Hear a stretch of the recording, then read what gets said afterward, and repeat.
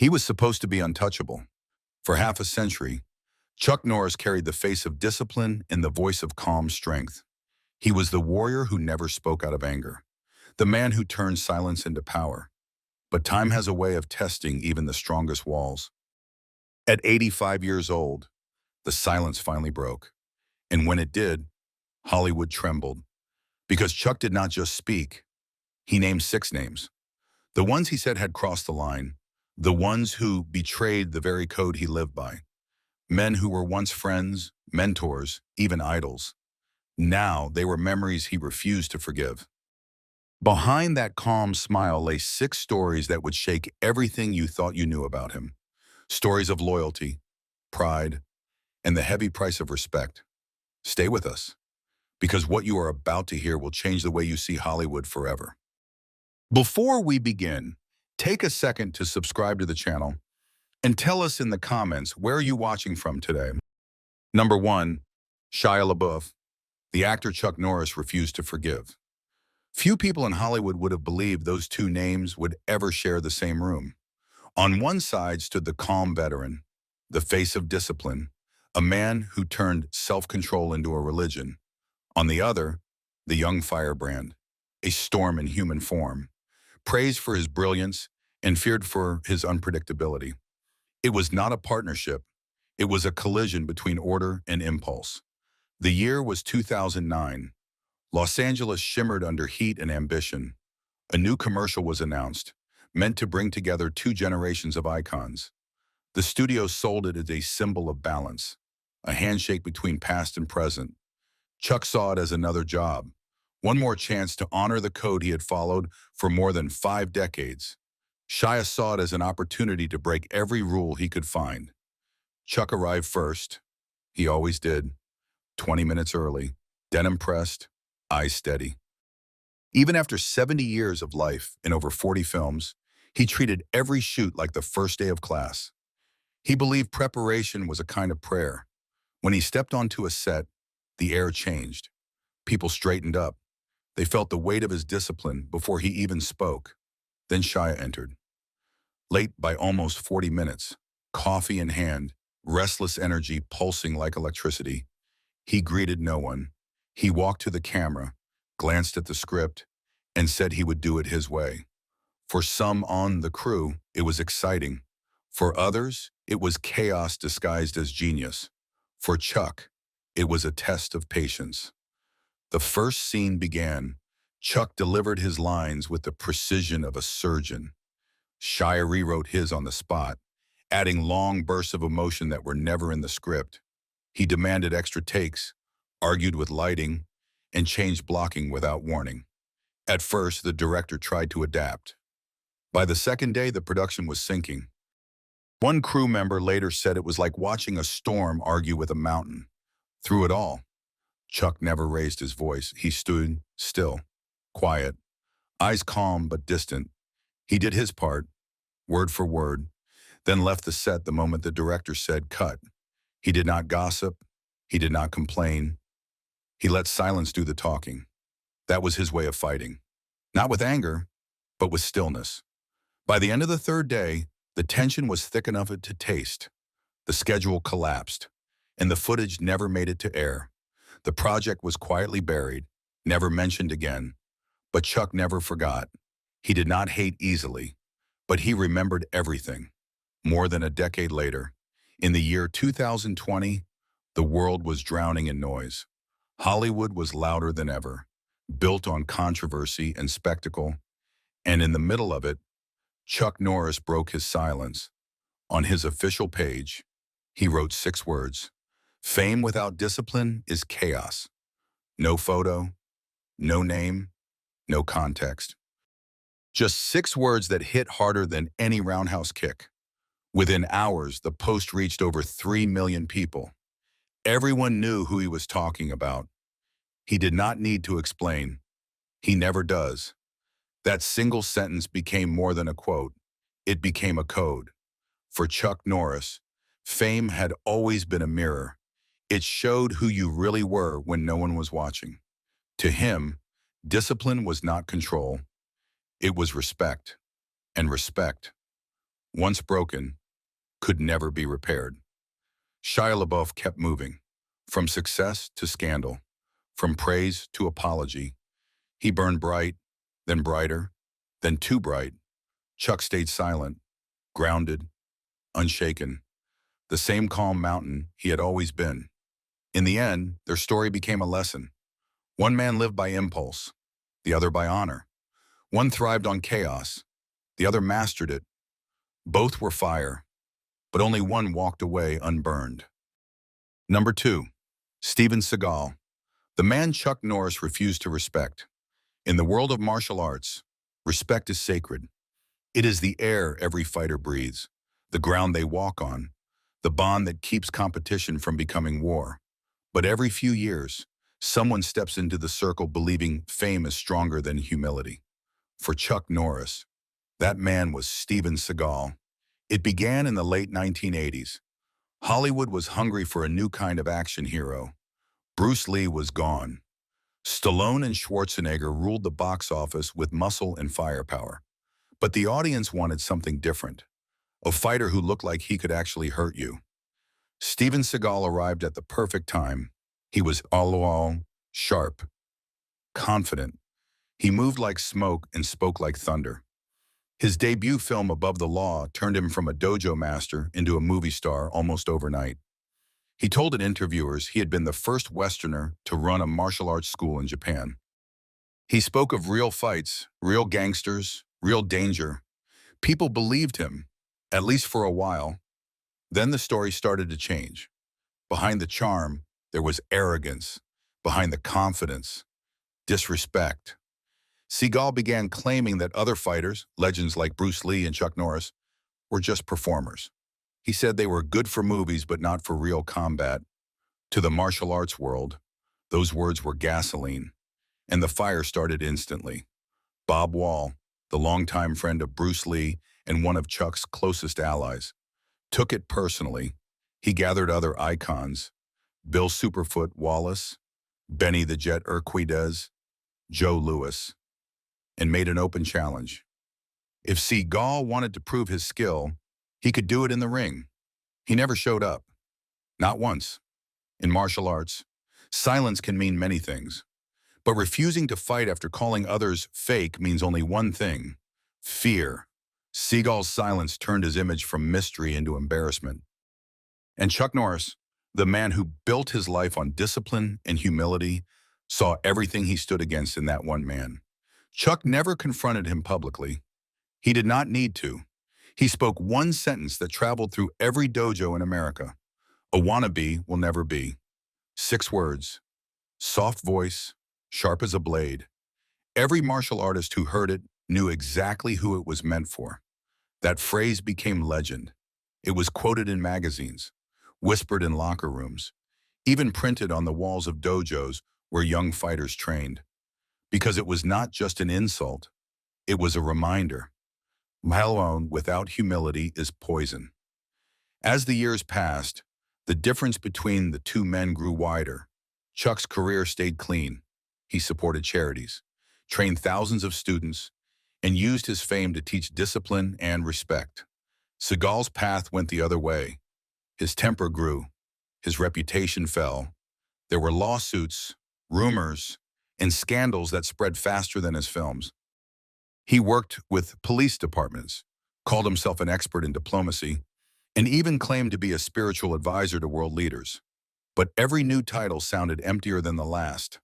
By the time the 2010s arrived, Chuck Norris was a symbol of stability, a rock in the chaos of modern fame.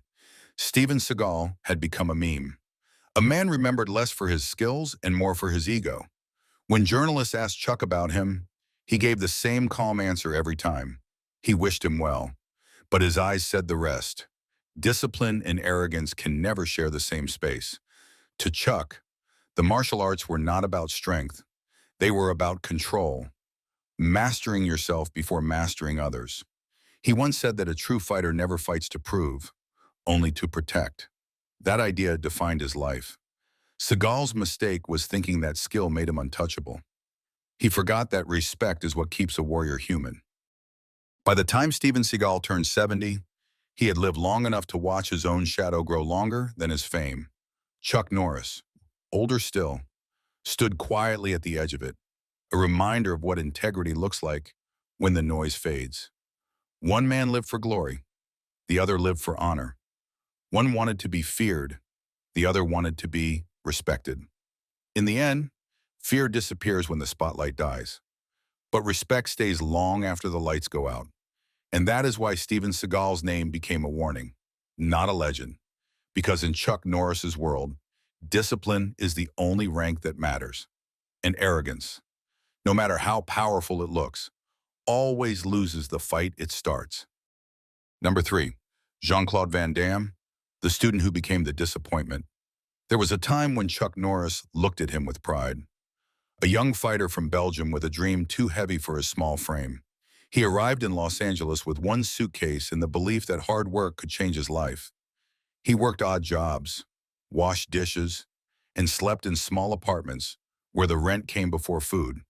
Every morning he trained until his hands bled. Every night he told himself that someday someone would notice. That someone was Chuck Norris. In the early 1980s, Van Damme found a part-time job at Woody's Wharf, a bar co-owned by Norris. He served customers, cleaned tables, and sometimes showed off small kicks behind the counter. When Chuck saw him, he recognized the spark. It was the same hunger he once had when he was just a soldier with no fame. Only a will to fight. Chuck liked him. He gave him advice about discipline, training, and humility.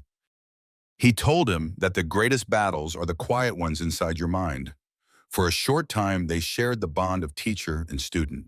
Van Damme looked at Norris as a model of strength and control. Norris saw in him the promise of the next generation. Then success came like a wave. By the late 1980s, Jean-Claude Van Damme became a sensation. Bloodsport turned him into an international star. Kickboxer made him a household name. His movies earned millions, and his face covered billboards from New York to Hong Kong. He was fast, graceful, and almost unreal. The world called him the muscles from Brussels. But fame is a strange kind of fire.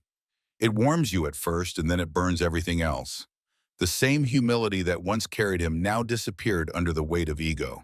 He began showing up late to sets, arguing with directors, and rewriting entire scenes to make himself the center of attention. He was no longer the student. He was the storm. Hollywood noticed the change. So did Chuck. There was a plan once, a film that could have become historic. It was called The Eagle Shadow. 2 men, 2 generations. One fight that would echo the legendary battle between Chuck Norris and Bruce Lee decades earlier. Fans waited for it. Studios prepared for it. But the dream fell apart before a single frame was shot. People inside the industry said Van Damme's behavior was the reason. He wanted control of the script, higher pay, and final approval over every scene. The studio said no. The deal vanished. Chuck stayed silent. He did not argue or explain. He simply moved on. But those close to him said the silence spoke louder than any anger could. It was disappointment. Years passed. Van Damme continued to rise, then fall, then rise again. The tabloids began writing about addiction, divorce, and sleepless nights. The man who once embodied discipline was now a symbol of chaos. And Chuck, when asked about him in 2001 at a martial arts expo, gave only one word: undisciplined. That word was not an insult. It was a sentence, a truth carved from experience. Because in Chuck's world, losing discipline meant losing everything. It meant that fame had beaten you. It meant that your power was no longer strength, but noise. To his credit, Van Damme later admitted his mistakes. He spoke about pride, drugs, and regret. He said he had lost himself in the mirror of success. The confession was honest, but the damage was already written. The bond between him and Chuck was gone. For Chuck Norris, discipline is the line between greatness and collapse. It is the difference between a fighter and a fool. Van Damme's story became the lesson Chuck never needed to repeat. Talent without discipline fades.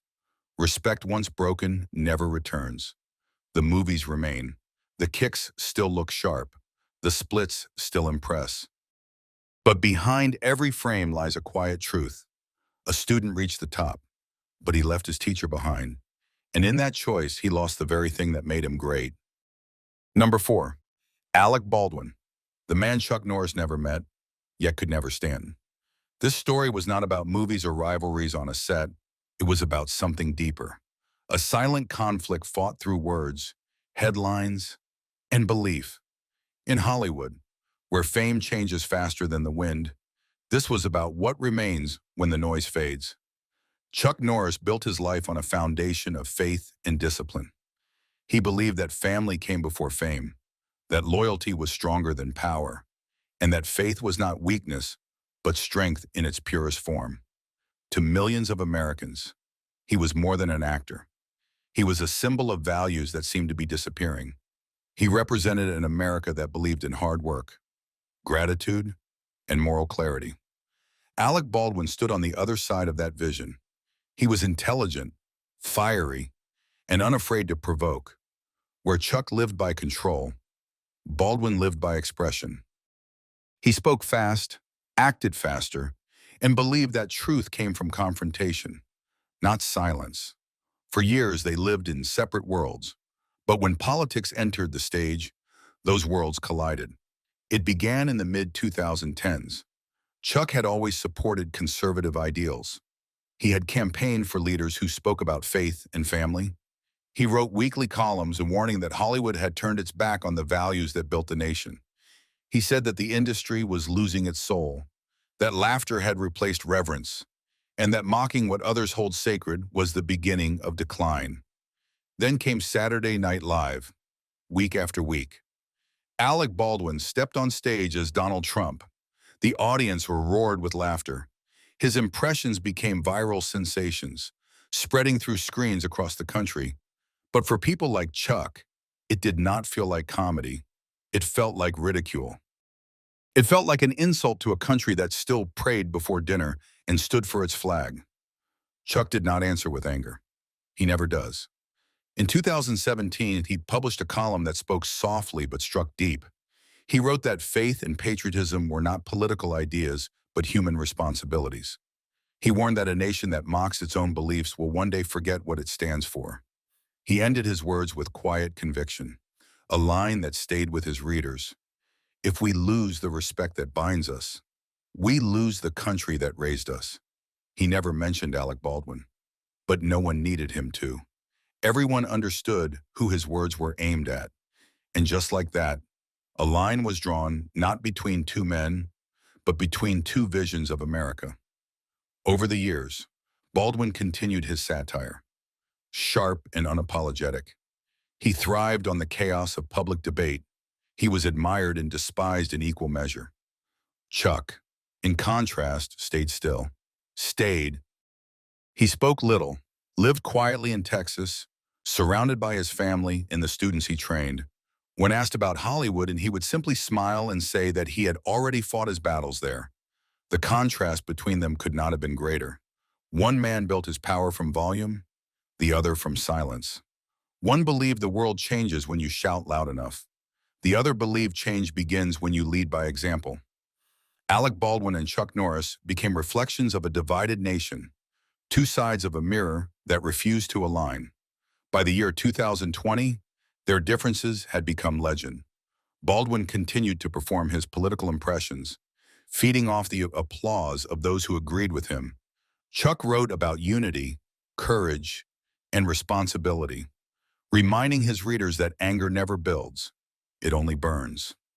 He told his students that real strength is not measured by your voice, but by your restraint.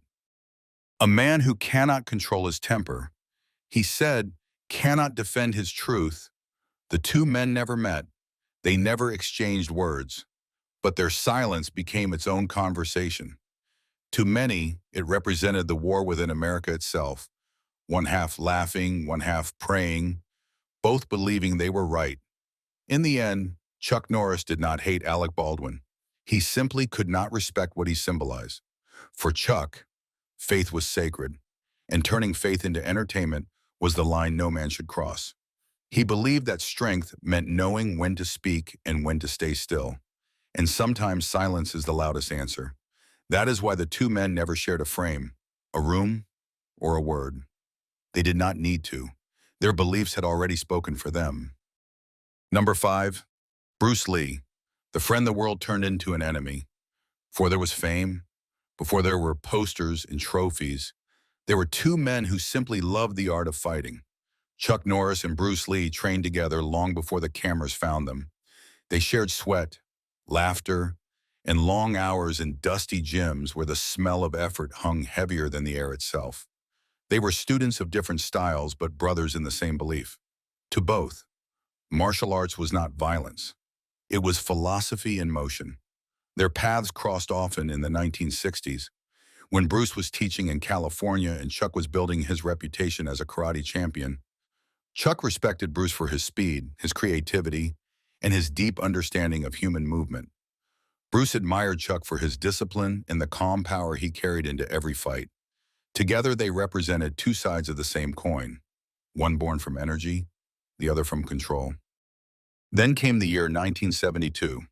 Bruce Lee was already a global name, and he wanted Chuck for a film that would define an era. That film became The Way of the Dragon. In it, they fought inside the ancient walls of the Roman Colosseum, in a battle that lasted barely 10 minutes but echoed for generations.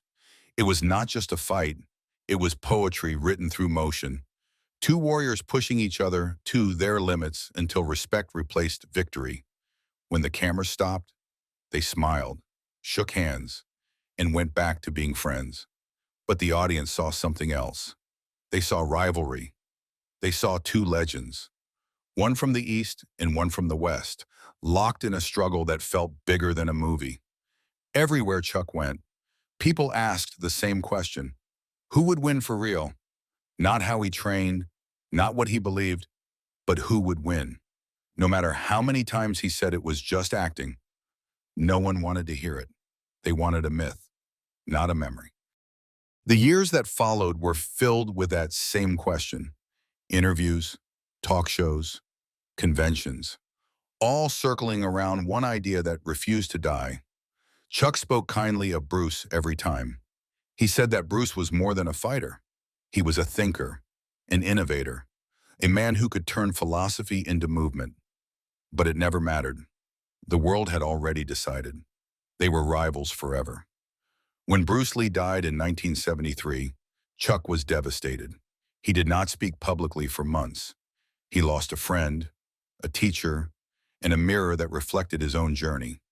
But the world did not stop asking. The myth grew larger, stronger, louder.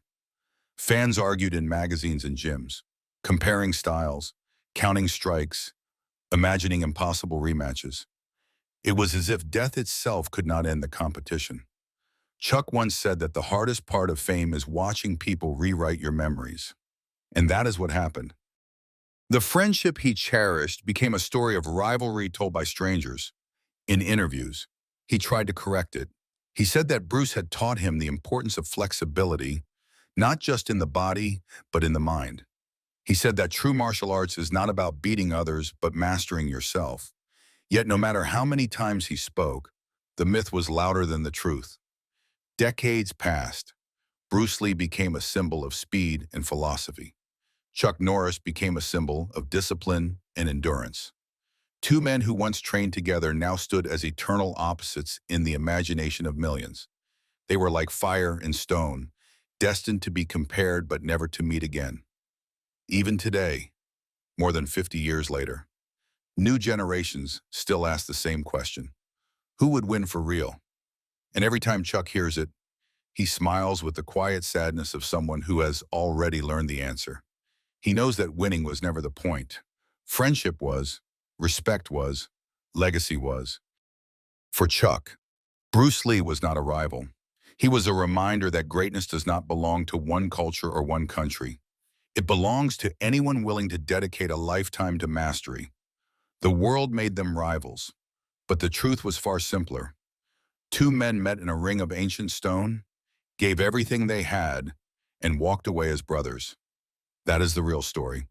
A friendship turned into legend, then twisted into competition. a myth that refused to die, and behind it all, two souls who only ever wanted to learn. Number 6.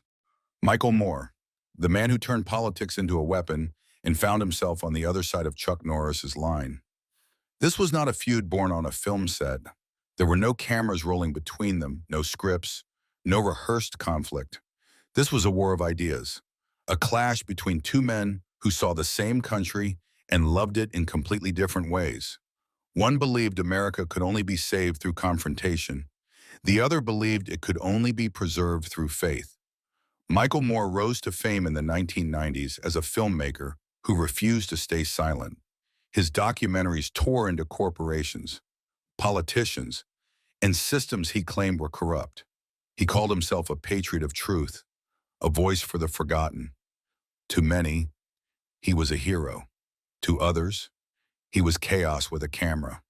Chuck Norris watched from afar. By then, he had stepped away from Hollywood's lights and noise, but not from its reach.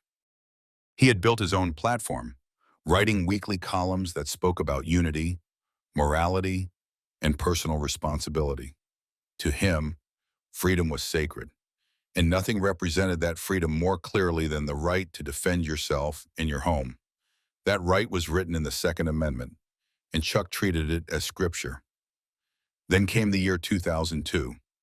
Michael Moore released Bowling for Columbine, a film that shook America to its core. It questioned the nation's obsession with guns after a tragedy that left children dead. The film won an Oscar, but it also split the country clean in half. Some called it brave, others called it betrayal. To Chuck Norris, it felt like an attack on everything he believed kept his country safe. He did not respond with anger. He responded with conviction. In a public essay, he wrote that taking away guns meant taking away freedom. He said that responsible ownership was the balance between liberty and law. To him, a weapon was not a symbol of violence, but a symbol of trust between the government and its people. He spoke calmly, but his words hit like iron. Freedom, he wrote, is not something you inherit. It is something you protect. Michael Moore, in his next films, continued to challenge those same values. Fahrenheit 9/11 accused the government of lies and manipulation. Capitalism. A love story blamed greed for destroying the American soul. Each time he released a new film, Norris saw it as another strike against the foundation he believed in. Not because of politics, but because of principle. Moore's vision of America was a place that needed saving. Chuck's vision of America was a place that needed remembering. The two men never met. They never argued face to face. But through headlines and interviews, their words collided again and again. Moore spoke about injustice and demanded revolution. Norris spoke about responsibility and called for restoration. Each believed the other was blind to the truth. Each believed he was fighting for the same flag, only from opposite ends of it. As the years passed, their battle became less about policies and more about meaning. Moore represented the restless energy of a changing America. Norris represented the steady heartbeat of an older one. To one, progress meant questioning everything.